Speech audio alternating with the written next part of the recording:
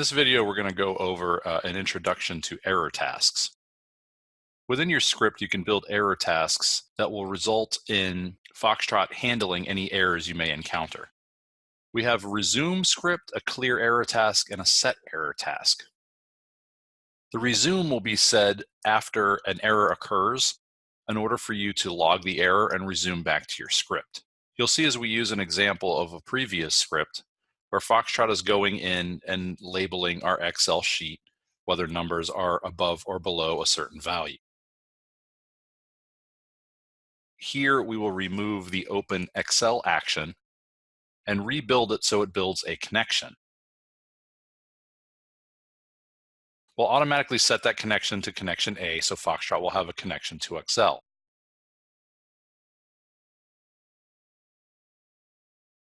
Foxtrot will open up that workbook and complete the steps that are within the script.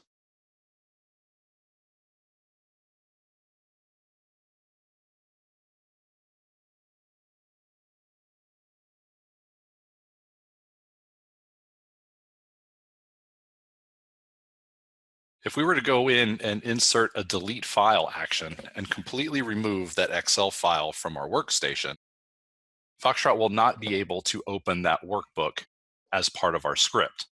This will cause an error.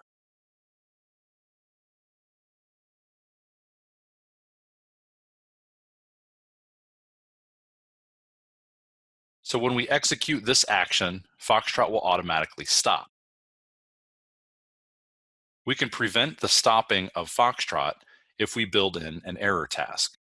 So here you see Foxtrot let us know that we were unable to open the workbook because the file did not exist. So what we will do is we'll create an error task that will open up a new workbook in case this error happens.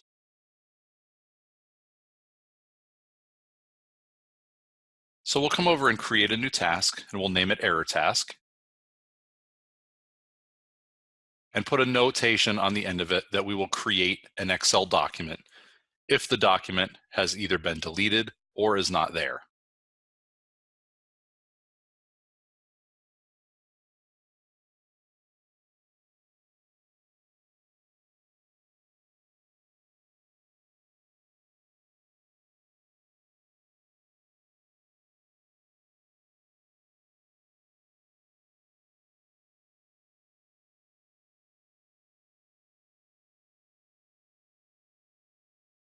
Once we have this task created, we will go into the task and add the actions that we will need in order to create that Excel workbook.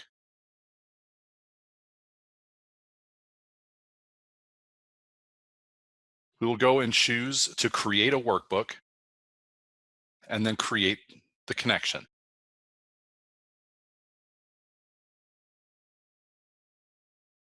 Make sure to add your notation so anybody looking at your script knows exactly what the error task does. So in this case, if Foxtrot errors, we will come into the error task and create a workbook. So using the error actions, we can tell Foxtrot to resume the script after the error has been rectified. We have multiple selections where we can skip to the next action. We can skip to the previous or go to the previous action or execute any of those actions within the list. We'll just make a notation down here that because the new workbook is now created, the open workbook action can be skipped. So now Foxtrot will go into the error task, create a workbook, and then resume the script at the very following action. We'll go back to our main script, and we'll choose the set error task to put at the beginning of our script. So if by any chance this error does occur, Foxtrot knows which error task to set and which one to execute.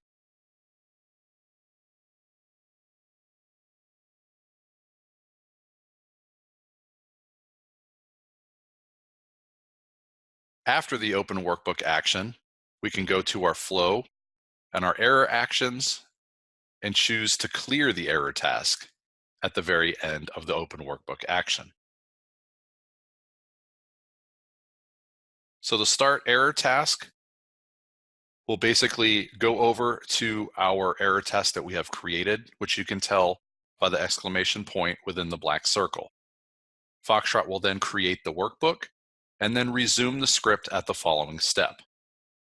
As the following step is reached, Foxtrot will clear that error task and continue throughout our script. So here we'll start the script so you can see Foxtrot. We'll navigate over into that error task, open up a new workbook, and continue throughout the script.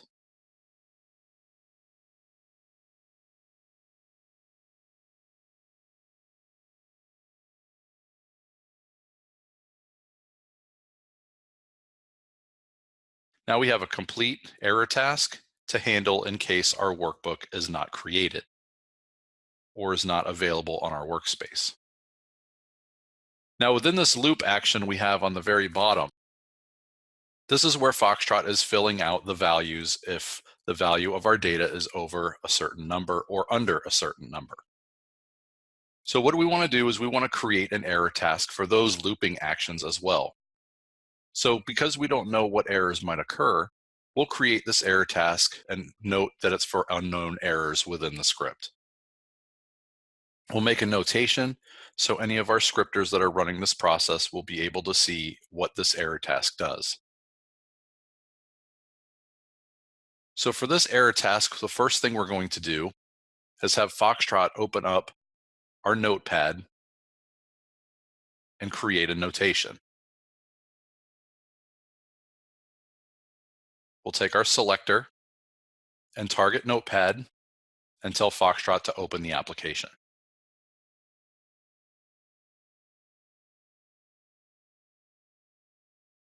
We'll make our notation so our scripter knows exactly which action is being taken place if this script were to error.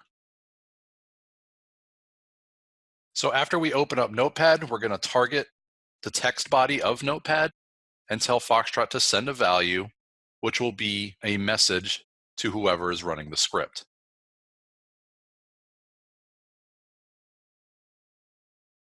Notice how you can use tokens within Notepad to create spaces in between text. Now, even with error tasks, you can tell Foxtrot to take a screenshot of the desktop that the error occurred and to even email that to the appropriate person.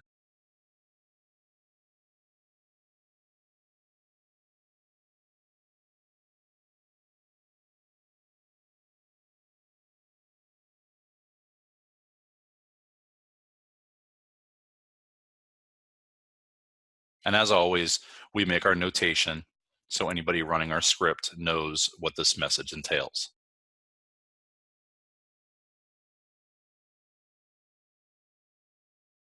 Now we'll go back under Flow and be able to tell Foxtrot that we want to stop the task that it's on in order to hold that window at a particular location.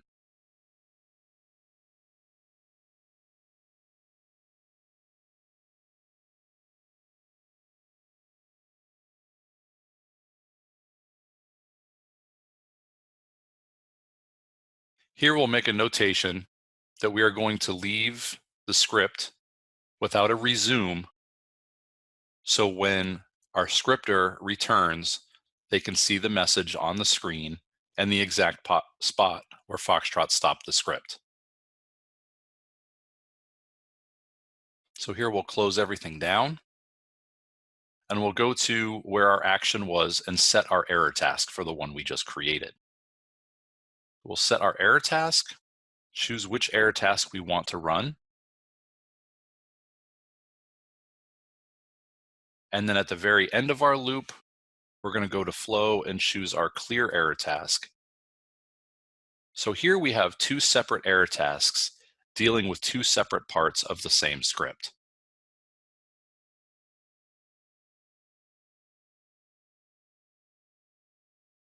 So within this script, we're going to copy an action and paste it in a different field to cause Foxtrot to error in that location. We'll reset our script to the beginning and we'll click play so you can see the error tasks capturing the errors. In the first example, the workbook is created. The loop is still going through, inputting all of our data. And when we get to our close workbook action, Foxtrot will send in the error, which will leave us on the exact page and make a notation in Notepad.